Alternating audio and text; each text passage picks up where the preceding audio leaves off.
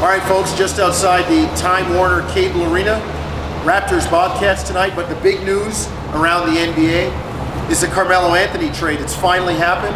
The Knicks have traded, 50% of their offense to get Carmelo Anthony, but you know what?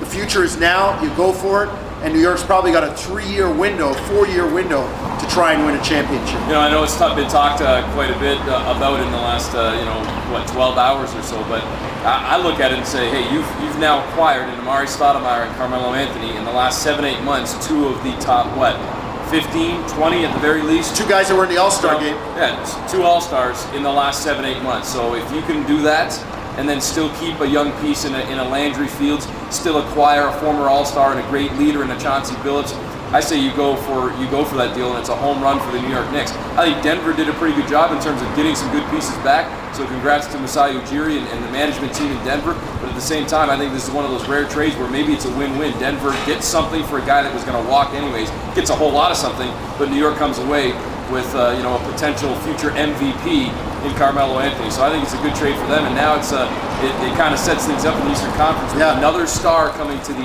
East and another star specifically from a Raptors standpoint coming to the Atlantic Division. Well, what it sets up is what happens in 2012 when some of these guys become free agents. Chris Paul, Darren Williams, do they matriculate and make their way to New York to play with Anthony and Stoudemire?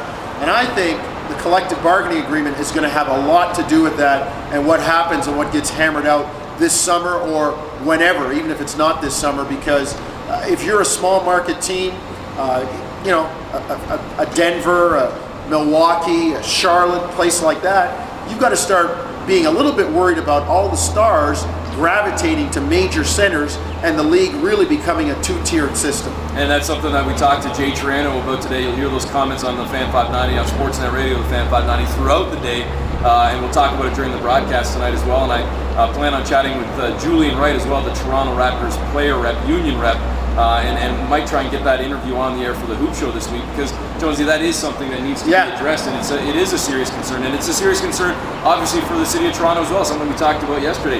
In spite of the fact that Toronto is a major market, 4th, 5th largest in North America, when you've only been to the playoffs 5 times in 16 years, you're viewed more in that small market mentality because of the lack of winning.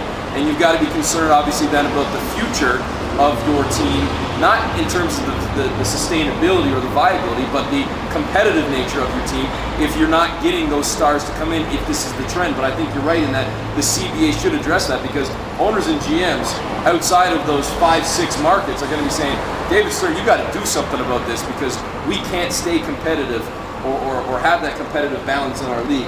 If you're allowing stuff like this to happen, you're essentially allowing players to run the league and dictate where they're going to go and where they're going to pile up together. Well, one thing to watch out for or listen out for tonight is the Charlotte Bobcats. They've really come on since they made the coaching change. Paul Silas, along with Ralph Willard, Charles Oakley, Stephen Silas on his staff. They've done a terrific job in bringing this team back, and they're at a kind of tricky point right now too. The trading deadline is coming up. You're hearing names like Steven Jackson, like Gerald Wallace being mentioned as potential trade bait or guys that might be out there for contenders.